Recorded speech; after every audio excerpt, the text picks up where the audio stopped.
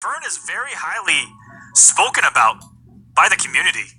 When it comes to someone that has a lot of skill with a character like, Green Lantern that you don't see so much. And,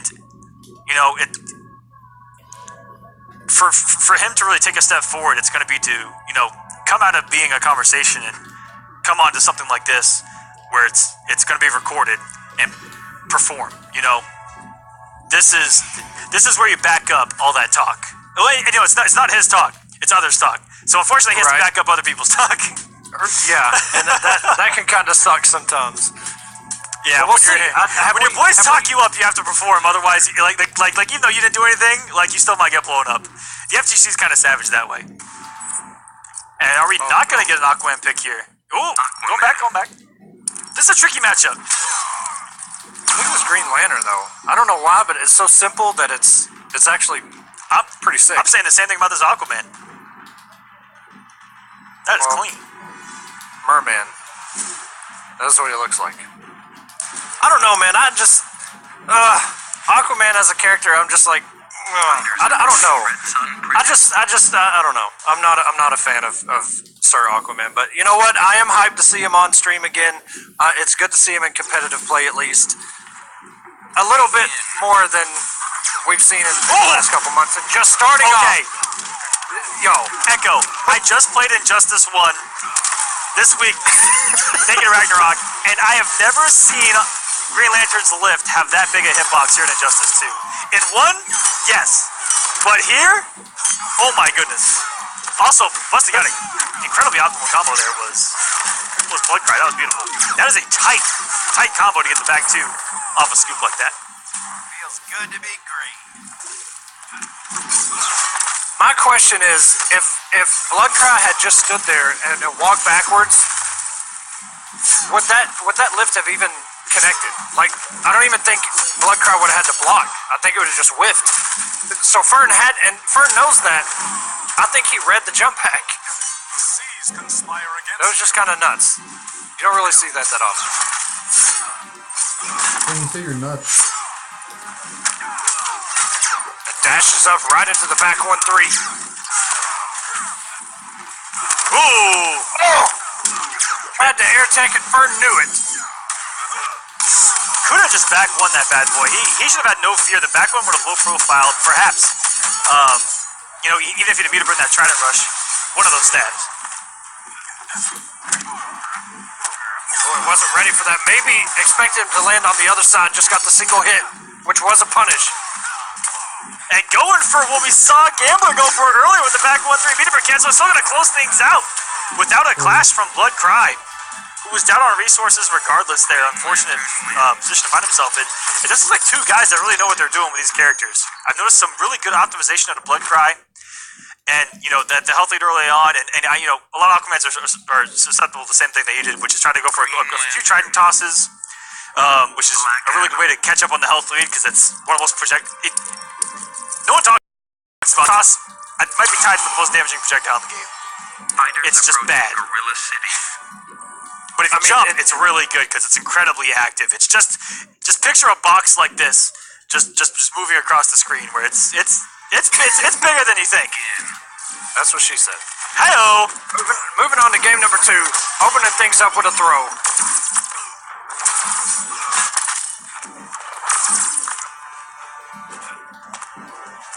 And no cape, no hood. Just kind of a bare bones Black Adam. Keeping it clean. And I don't know if you were with me, Echo, when I talked about how Green Lantern staggered with that normal here in Injustice 2. But they back think... one? No, with, was it forward one? Forward two? Oh, yeah, where the secondary is an overhead? Yeah. So they always stagger that into the low, and everyone blocks it. But it's because they're relying on them knowing that there's a mix-up coming. I'm telling you, these Green Lantern players need to let that overhead rip. It's going to work. Ooh, what are we... Getting a little tricky, okay. Bloodcry just all of a sudden turned up the heat and took the first health bar. And this is what he was floating over, or hovering over before he made the switch to Aquaman in game number 1. So this is what he was thinking early on. And he may have shot himself in the foot, after game number 1 going, man, I shouldn't have second-guessed myself. Or even after if he potentially wins this game, to say, man, I shouldn't have second-guessed myself. Get the chance. Yeah, because now he's got to pull ahead, because right now he's losing the counter pick war. But I don't know. Is Fern a loyalist to Green Lantern? Does he play anybody else? I think he is. I've only known this every picture he has on social media, everyone that talks about him says Green Lantern, Green Lantern, Green Lantern. Love to see. Bloodcry, I think, tried to pull out a dive kick right there. Fern was all over, and the forward 3, and still caught the recovery of the air escape. Wow. Wasn't expecting to get out of that tracking Black Lightning. Oh, that's a punish right there. Oh, and he tried to get the active frames of low lightning, still picked it up with a dive kick, tied 1-1. Black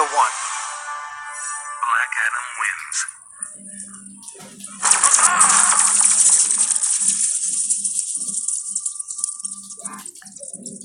Nice little comeback here by Bloodcry. Switch to Black Adam.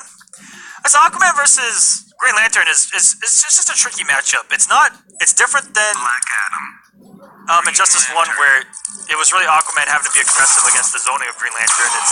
It's really Green Lantern being able to really control the ground game with back 1. Aquaman can't really do much about back 1. He doesn't outspace it.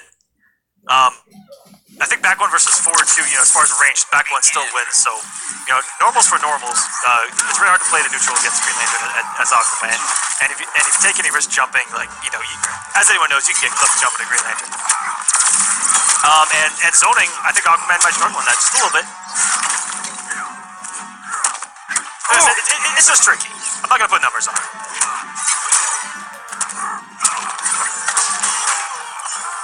Right now, Fern is looking very good. Dive kicks himself out of the corner as Bloodcry. Back 1 doesn't. Oh my God! And the read. Now that actually may have not been a read. He could have been doing that meter back 3 to get through the gap of back 1-3 or back 1-2, but it was still pretty godlike to use that. What? No afterburners? Oh my goodness! I lied right to everyone's faces. Echo. The overhead got blocked. How do you fuzzy that? I don't know. If I was Fern, I'd be pretty shook right now. Because mentally, I would have been like, this is hitting 100%. Well, especially because it does knock him down, so you don't get full, there we go. Full combo. There you go, and wakes up with the black magic just before that bowling ball came in. I also want to point out that the Shazam pop. Did he just blow up that gap with back 3? Yeah, that's the second time. Jeez. Which, for anybody that doesn't know, meter burn back 3, the armor comes out in frame number 5. So even if you don't have a 6-frame normal that's going to crush most gaps, the meter burn back 3 is a good choice. The timing is strict. Jeez. Oh, and he crossed him up and unclashable. And Jesus. There's a lot of plus frames right there that jumped through the Green Lantern. He even waited and then did that stand 2. And still got the trade. Fern reestablishing this lead 2-1.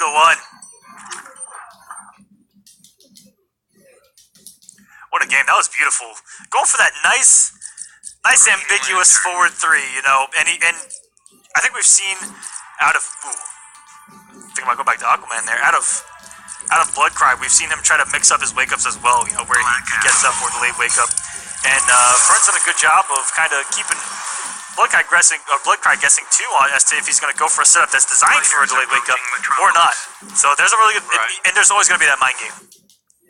And that's really where it shows as a Green Lantern player that's put the time in to know what to do about those situations, because on paper, guys will tell you, oh, none of his setups are real.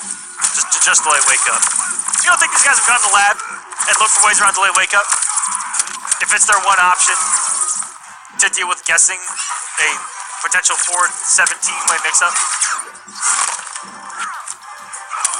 Just like that. I remember when Flash players used to say, dude, everything just delay wake up. He may have been able to get a background bounce off that forward one too. Could have had a little damage right there. I'm not too sure. He may have known the gravity a little more than I did.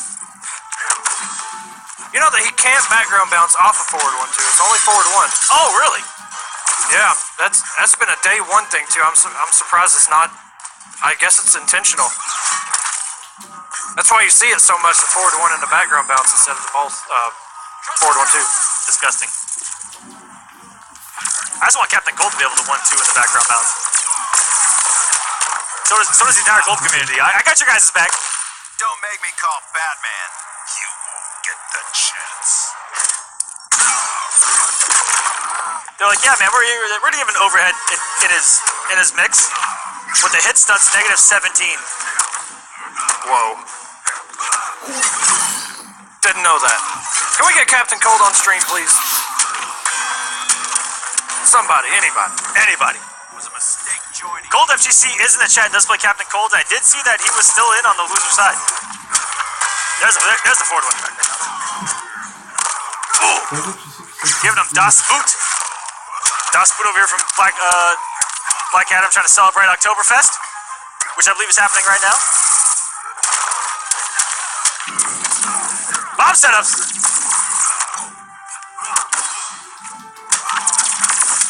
Down 2. We may be going to a game number 5. I think for the first time tonight. We are. Kicks in. Here we go.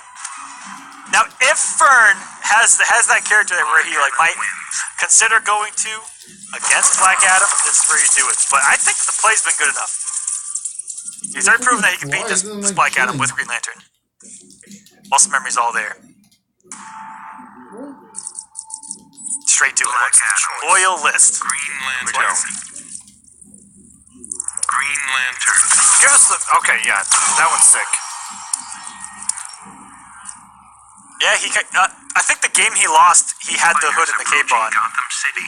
So he was like, nah, never mind. Here, go back to the basics.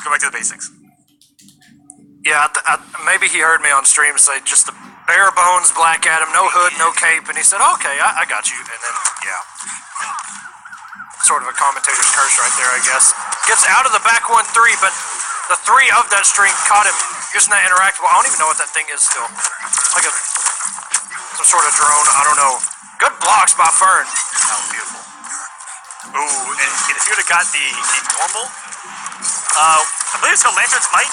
No, that's the lift? Oh no, the lamp. The actual lantern of Green Lantern. If he gets the normal one, I believe on back 1-3, he can get a lift off of that as a combo. Ooh. Yeah, if he meter burns it, you're right. And Bloodcry looking really good right now. Fern kind of falling apart. He has got to figure this out. Second time he's attempted that. Good adjustment by Bloodcry, not falling for that same setup. You have to jump into the 4-3. And that's intended to mess up your block, where you think you're blocking a jump 3 into a back 1. That's that kind of fuzzy guard that he's trying to blow up right there. The mentality behind it, which it may not be real because, again, if you've done enough homework, block high, low, high. There's you see a lot of people talking about defense and how mix heavy these NRS games are. When these top players really do find the options to deal with situations where you might think it's a 50-50, but it's actually not, because an overhead or a low might hit differently. The overhead hits faster than the low, so you block high, low.